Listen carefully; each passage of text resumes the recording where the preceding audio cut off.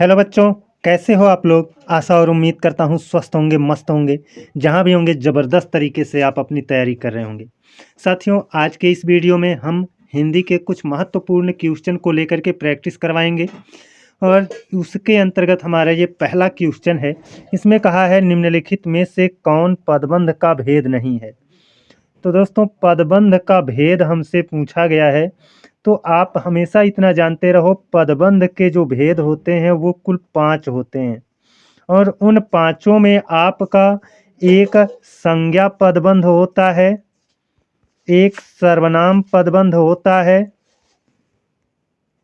एक आपका क्रिया पदबंध होता है, एक आपका विशेषण पदबंध होता है, विशेषण, और एक होता है आपका क्रिया विशेषण पदबंध, क्रिया विशेषण पदबंध। तो यही 5 भेद आपके होते हैं, है ना। संज्ञा पदबंध, सर्वनाम पदबंध, क्रिया पदबंध, विशेषण पदबंध, क्रिया विशेषण पदबंध। तो इन पांचों में से देखिए, संज्ञा पदबंध ये तो है, सर्वनाम पदबंध ये भी होता है, क्रिया विशेषण पदबंध ये भी होता है, विशेषण पदबंध होता है। प्रविशेषण पदबंध आपका गलत है ना। ये पदबंध का भेद नहीं है, प्रविशेषण पदबंध कहा है, तो यही आपका क्या है, गलत है। क्योंकि प्रविशेषण नहीं बल्कि विशेषण पदबंध आपका होता है। तो इसका जो सही जवाब है वो आपका ऑप्शन सी करेक्ट जवाब होगा। अब बढ़ते हैं अपने अगले क्वेश्चन की ओर। ये साथियों अपना दूसरा क्वेश्चन है। इसमें कहा गया है, निम्न में से कौन उपवाक्य का प्रकार नहीं है। तो उपवाक्य का प्रकार पूछा गया है।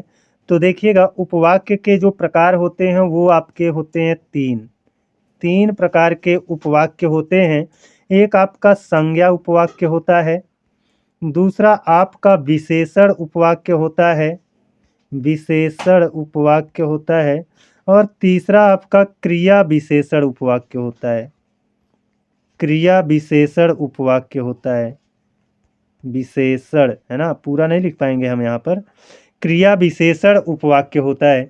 तो यही 3 भेद होते हैं आपके उपवाक्य के, संज्ञा उपवाक्य, विशेषण उपवाक्य और क्रिया विशेषण उपवाक्य। तो यहाँ पर संज्ञा उपवाक्य दिया है, विशेषण उपवाक्य भी दिया है, क्रिया विशेषण उपवाक्य दिया है, और आपका सर्वनाम उपवाक्य जो दिया है यही आपका गलत है। तो उपवाक्य का प्रकार कौन सा नहीं होगा, ऑप्शन बी हमारा करेक्ट जवाब होगा। देखिए साथियों, मैंने अपने चैनल पर उपवाक्य और पदबंध दोनों को पढ़ाया है ना। उपवाक्य और पदबंध दोनों को मैंने पढ़ा रखा है। उपवाक्य और पदबंध इन दोनों को पढ़ा रखा है। चैनल पे जाएंगे और वहाँ पर आप ढूंढेंगे तो मिल जाएगा, है ना। तो अगर आप देखना चाहते हैं, पढ़ना चाहते हैं, तो बहुत ही डिटेल में मैंने पढ़ा रखा है, आप जा कर के पढ़ सकते हैं। अब अगले क्वेश्चन की ओर चलते हैं। कह रहा है, उस विकल्प का चयन करें जो परसर्ग रहित है। उस विकल्प का चयन करना है ना। यहाँ पर गलत हो गया था, उसे हो गया था, तो इसको उस बना लीजिए। उस विकल्प का चयन करें जो परसर्ग रहित है। तो देखिए दोस्तों, जो हमारा एक शब्द होता है, शब्द के आगे आपका जो लगता है उसे कहते हैं उपसर्ग, और जो सर्ग के पीछे लगता है वो आपका परसर्ग कहलाता है, परसर्ग कहलाता है। इसी को आप प्रत्यय भी कहते हो, परसर्ग को ही प्रत्यय कहा जाता है। तो यहाँ पर परसर्ग रहित है ये पूछा गया है। तो अब यहाँ पर हम ढूंढेंगे।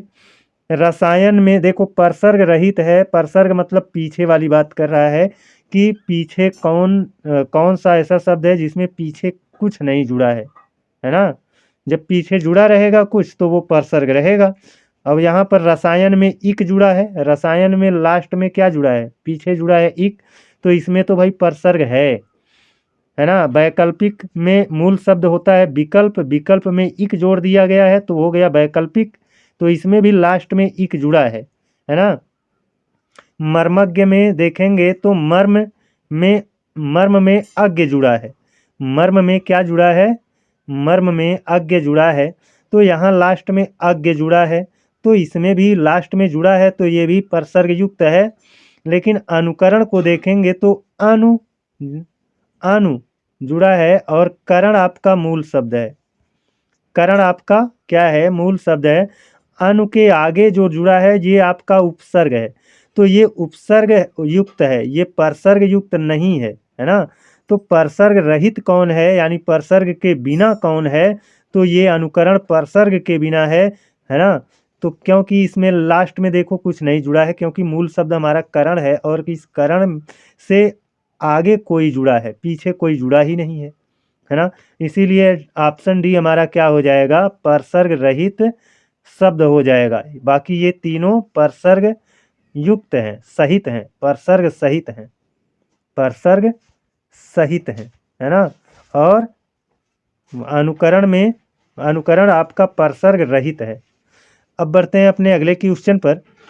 कह रहा है निम्नलिखित में शुद्ध वाक्य का चयन करें। शुद्ध वाक्य को चुनना है दोस्तों। यहाँ पर कहा गया है वह दंड पाने योग्य है, वह दंड लेने योग्य है, वह दंड के योग्य है, वह दंड देने योग्य है। इन चारों विकल्पों में आपका शुद्ध विकल्प कौन सा है, यही हमको चुनना है। तो देखिए दोस्तों, दंड ना तो दिया जाता है, ना तो दंड पाया जाता है ना। व्यक्ति कुछ ऐसा कृत्य कर देता है जिसकी वजह से उसकी योग्यता ही बन जाती है दंड की, है ना। तो यहाँ पर दंड पाने योग्य है, पाना ये आपका गलत है। दंड, इसीलिए मैंने कहा दंड पाया नहीं जाता है, न दंड लेना लिया जाता है, न दंड दिया जाता है ना। दंड एक कोई कृत्य होता है जो हम कर देते हैं तो उसके लिए वो योग्यता बन जाती है, दंड की योग्यता बन जाती है। तो ये दंड के योग्य है, ये बात आपकी क्या हो जाएगी? करेक्ट हो जाएगी। ये शुद्धि अशुद्धि चैप्टर को भी मैंने पढ़ा रखा है, लगभग सब चैप्टर हो गया है। अब हमको कल जो लेकर के आना है वो आपका अलंकार लेकर के आना है ना। तो अलंकार को कल से पढ़ाएंगे। आज हमारे पास टाइम नहीं हो पाया, जिसकी वजह से पीडीएफ वगैरह नहीं बना पाए, है ना। इसलिए हम थोड़ा सा प्रैक्टिस करा रहे हैं अच्छे क्वेश्चन को लेकर के। देखिए इस वाले क्वेश्चन में कहा है निम्न में कौन है जो आविकारी है। निम्न में कौन है जो आविकारी है? देखो दोस्तों, विकारी शब्द भी चार होते हैं, आविकारी शब्द भी चार होते हैं, है ना। आविकारी शब्द जो चार होते हैं वो कौन से होते हैं? तो आविकारी में आपका होता है, एक आपका आविकारी शब्द होता है क्रिया विशेषण। एक आपका होता है क्रिया विशेषण, क्रिया विशेषण, ये आविकारी शब्द होता है। दूसरा आपका होता है संबंध बोधक अव्यय, संबंध बोधक अव्यय। तीसरा आपका होता है विस्मय बोधक, विस्मय बोधक अव्यय जो होता है। विस्मय बोधक शब्द जो होते हैं वो भी आपके आविकारी होते हैं। संबंध को दर्शाने वाले जो शब्द होते हैं वो भी आपके क्या होते हैं? आविकारी होते हैं। क्रिया की विशेषता बतलाने वाले शब्द भी क्या होते हैं? अव्यय होते हैं। एक और है साथियों जो दिमाग में नहीं आ रहा है ना। एक है समुच्चय बोधक अव्यय, एक है समुच्चय बोधक अव्यय, समुच्चय बोधक अव्यय, है ना। तो ये आपके चार होते हैं जो आविकारी होते हैं। एक क्रिया विशेषण होता है, एक विस्मय बोधक होता है, एक संबंध बोधक होता है और एक समुच्चय बोधक होता है। ये चारों आपके क्या होते हैं? आविकारी शब्द होते हैं। अब इन चारों में से किसका नाम दिया है यहाँ पर? विशेषण, ये तो विकारी शब्द होता है, ये क्या होता है? विकारी होता है। सर्वनाम ये भी विकारी होता है, ये भी विकारी शब्द है। क्रिया ये भी विकारी शब्द है ना। तो विकारी भी चार होते हैं, एक संज्ञा, एक सर्वनाम। देखो एक संज्ञा नहीं दिया है, ये संज्ञा आपका विकारी है, सर्वनाम भी आपका विकारी है, क्रिया विकारी है, विशेषण विकारी है। तो ये जो चार दिख रहे हैं, एक दो तीन चार, ये चारों विकारी होते हैं, इनमें परिवर्तन होता है। बाकी ये चार जो विस्मय बोधक, संबंध बोधक, क्रिया विशेषण और समुच्चय बोधक, ये चारों जो होते हैं ये अविकारी होते हैं। इनका लिंग परिवर्तन करोगे, एक वचन से बहुवचन बनाओगे तो ये नहीं बनेंगे, है ना। इसलिए ये अविकारी होते हैं। तो हमारा जो विकल्प में दिया गया है अविकारी शब्द कौन सा है? तो क्रिया विशेषण हमारा अविकारी शब्द है। ऑप्शन बी हमारा क्या हो गया, सही हो गया दोस्तों। अब बढ़ते हैं अपने अगले क्वेश्चन की ओर। ये अगला क्वेश्चन है, इसमें कह रहा है निम्न में से विदेशी उपसर्ग से बना शब्द है।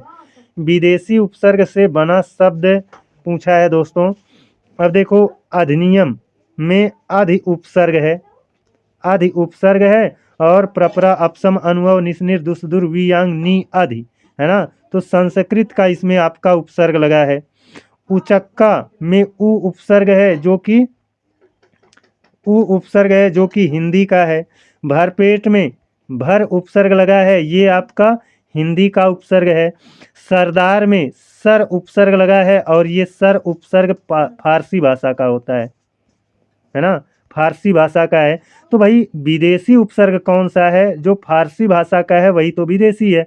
तो सरदार में आपका क्या किया गया है, विदेशी उपसर्ग का प्रयोग किया गया है। बाकी इन तीनों में स्वदेशी उपसर्ग का प्रयोग हुआ है ना दोस्तों। अब बढ़ते हैं अपने अगले क्वेश्चन की ओर। कह रहा है मेढक का स्त्रीलिंग क्या होगा। मेढक का स्त्रीलिंग क्या होगा, मेघी होगा, मादा मेढक होगा, मेढकिनी होगा, या मेढकी होगा। तो इन चारों में से कौन सा विकल्प है। मैंने लिंग चैप्टर को पढ़ाया है, डिटेल में पढ़ाया है। हर चैप्टर को मैंने यूट्यूब पर फ्री में पूरा डिटेल में पढ़ा रखा है। आप वहां से प्रैक्टिस कर सकते हैं दोस्तों, अपना पूरा डिटेल में पढ़ सकते हैं। दोनों कराया गया है, डिटेल में पढ़ाया गया है, उसके बाद प्रैक्टिस करवाया गया है। तो मेढक का स्त्रीलिंग आप बताइएगा क्या होगा। तो इसका जो सही जवाब है वो है आपका मेढकी। मेढक का स्त्रीलिंग मेढकी होता है। अब बढ़ते हैं अपने अगले क्वेश्चन की ओर। ये साथियों अपना अगला क्वेश्चन है, और इसमें कहा गया है निम्नलिखित में से द्वंद्व समास का उदाहरण कौन सा है। द्वंद्व समास का उदाहरण हमको चुनना है। लाठा लाठी, इसमें तो आपका बहुब्रीहि समास होता है ना। लाठी लाठी से लड़ाई हुई जो, अर्थात कोई विशेष लड़ाई, है ना। त्रिभुज, तीन भुजाओं का समाहार, अर्थात इसमें क्या हो जाएगा, द्विगु समास हो जाएगा। क्या हो जाएगा, द्विगु समास आपका इसमें हो जाएगा। गिरिधर, गिरि को धारण किया था जिसने, अर्थात श्री कृष्ण। तो यहाँ पर आपका बहुब्रीहि समास ये गिरिधर में भी हो जाएगा, है ना। बहुब्रीहि समास आपका लाठा लाठी में भी है, और गिरिधर में भी बहुब्रीहि समास है। त्रिभुज में द्विगु समास है। अब आप समझ गए होंगे कि द्वंद्व समास का उदाहरण आपका ऑप्शन डी है, घर आंगन। इसका समास विग्रह करेंगे तो क्या होगा, घर और आंगन। घर और आंगन, घर और आंगन, है ना, आंगन, घर और आंगन हो जाएगा, है ना। और मिल रहा है, इसी से तो पता चलता है, क्योंकि द्वंद्व, देखिए यहाँ पर द्वंद्व गलत लिखा गया है, द्वंद्व रहेगा, है ना। दा में भी आधा वा रहेगा, द्वंद्व में यहाँ पर दा में भी वा आपका रहेगा, द्वंद्व। तो द्वंद्व समास का जब समास विग्रह करते हैं तो बीच में और आता है, जैसे राम लक्ष्मण कहें राम और लक्ष्मण, है ना। घर आंगन कहें घर और आंगन होगा। अब बढ़ते हैं अपने अगले क्वेश्चन की ओर। कह रहा है निम्न में से संकर शब्द की पहचान करें। संकर शब्द दोस्तों बताना है। आप तो जानते होंगे संकर शब्द उसे कहते हैं जो शब्द दो भाषाओं के शब्दों से मिल करके बनाया गया है, उस शब्द को हम कहते हैं संकर शब्द। जैसे रेलगाड़ी, जैसे क्या होता है, रेलगाड़ी होता है, रेल अलग भाषा का शब्द है, गाड़ी अलग भाषा का शब्द है। तो दो भाषाओं के शब्द से मिल करके ये शब्द बनाया गया है। वैसे ही टिकट घर भी होता है ना। तो उसी तरह का संकर शब्द इन चारों में कौन सा है। परोपकार, थानेदार, पंकज, कान, क्या है।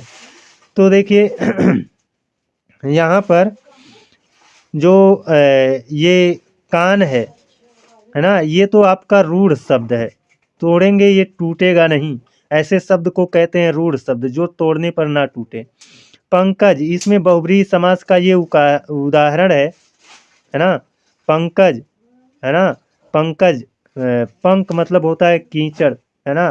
पंक मतलब कीचड़, कीचड़ में जन्म लेता है जो, अर्थात कमल। तो ये बहुब्रीहि समास का उदाहरण है। और जो बहुब्रीहि समास का उदाहरण होता है वह आपका योग रूढ़ शब्द होता है। क्या होता है, योग रूढ़ शब्द होता है। और ये देखो पर धन उपकार से मिलकर बना है, ये आपका यौगिक शब्द है, यौगिक शब्द है, यौगिक। दो शब्दों से मिल करके बना है। और थानेदार, इसमें थाने अलग भाषा का शब्द है, दार फारसी भाषा का शब्द है, इसीलिए ये क्या कहलाएगा, संकर शब्द कहलाएगा।